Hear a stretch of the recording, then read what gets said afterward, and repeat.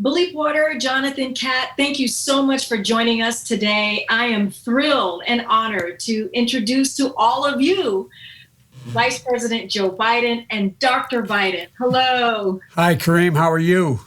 I'm doing great. Thank you so much for joining us tonight. It's so exciting to see both of you as always. And thank you so much for celebrating Pride with us. And my first question to both of you is, why is it so important to celebrate Pride, especially with everything that's happening today? Because it's important to lift up everyone, to come together as a country. You know, we have to celebrate everyone's uniqueness and contributions. And at this very moment, people around the country are speaking out against systemic injustice, racial injustice, economic injustice, healthcare disparities.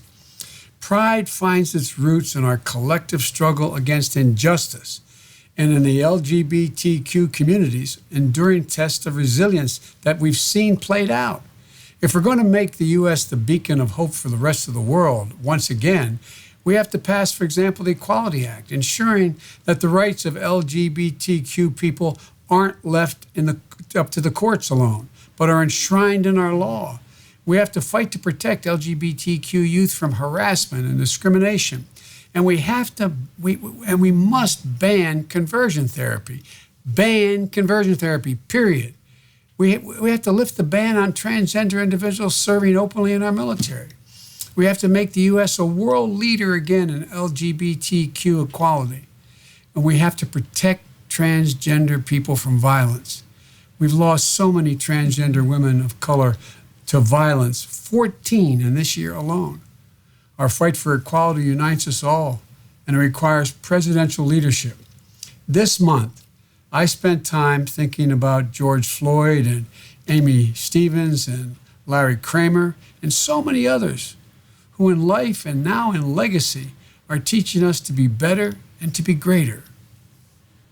Dr. Biden, you've been a teacher now for more than 30 years, and you're a passionate advocate for quality education for all children.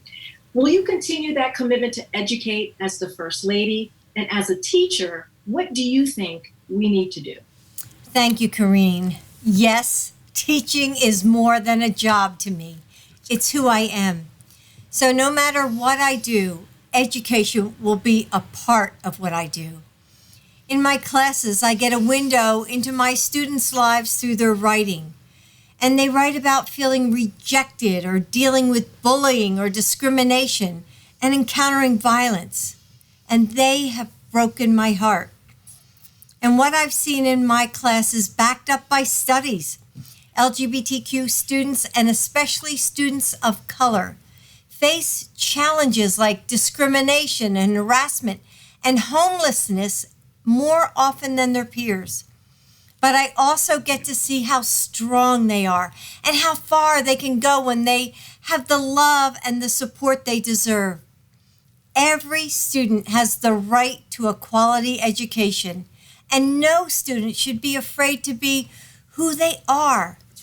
Joe has a plan to help students in schools across the country, but I'm proud that he is committed to making sure that LGBTQ students have what they need to thrive.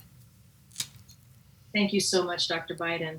This next question is for the both of you. There are millions of LGBTQ plus people who feel ignored and targeted by their government. What should LGBTQ plus expect from a Biden presidency? LGBTQ people should expect a government that sees them again and a country that stands up for them.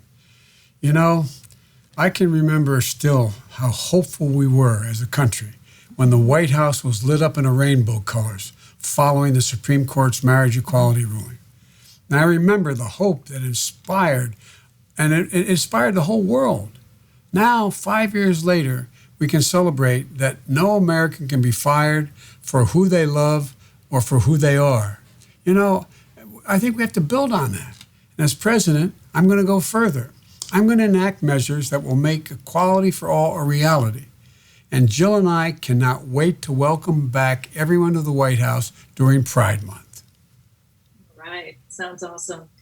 This weekend, you both are making the 50th anniversary of marriage equality in America. and Stonewall Day with remarks at Pride Live as well as Global Pride. I know it isn't the same as marching in a parade and you won't get to wave your, pride flags, but are you looking forward to it? Of course, but we're already flying our flag. Happy Pride. Happy Pride. Happy Pride. Happy Pride. That's great. Happy Pride. Now, I'd like to turn it back over to Billy Porter to close out with his new song.